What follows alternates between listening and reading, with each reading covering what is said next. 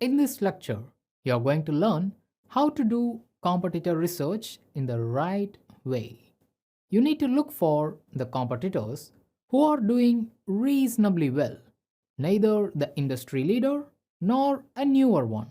Else, you may end up with either high competition keywords or low traffic keywords. Instead of doing this work manually, let's use some tools to do this hard lifting.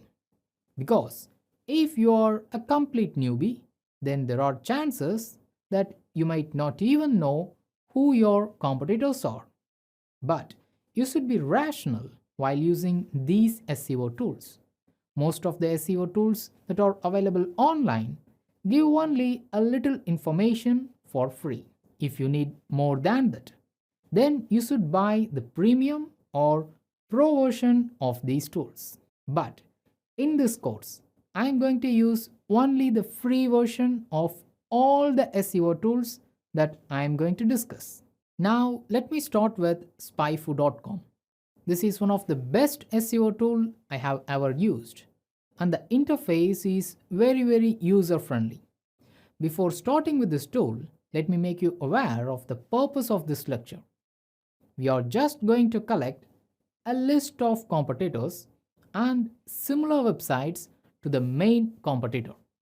If you don't know any competitor website in your niche, then find one manually by searching for your target keyword or your website's core topic on Google. Let me assume that I am going to start a technology website. That is, I will post news and reviews of latest gadgets or technological items. In such case, let me assume one more thing too. That is, I only know one competitor in that category, and that is engadget.com. Even if I don't know this website, I would have searched for technological news and reviews on Google, and I would have chosen any one of the top 5 search results as my main competitor.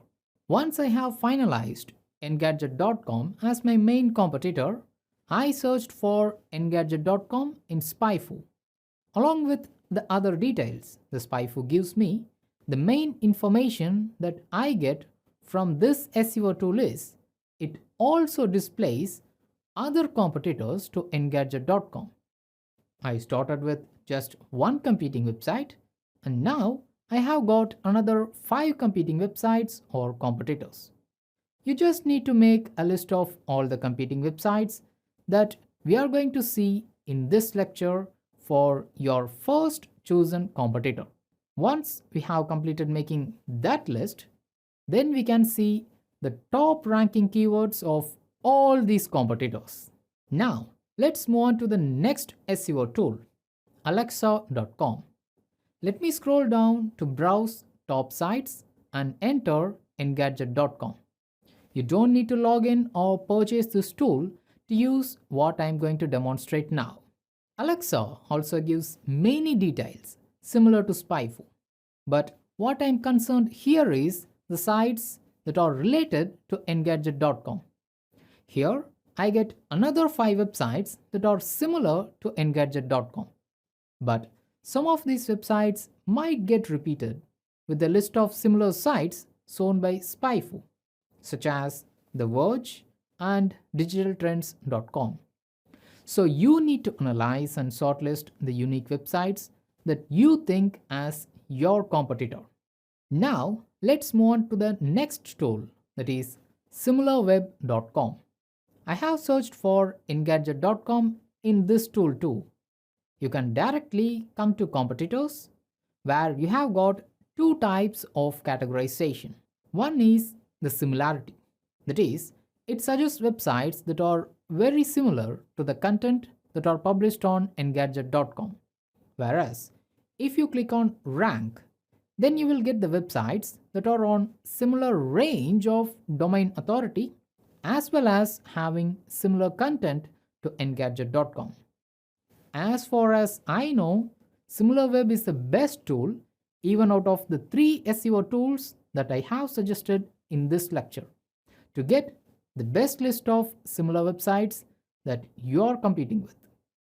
If you practice this lecture, then you could have got some 10 to 20 similar sites or competition websites to your niche.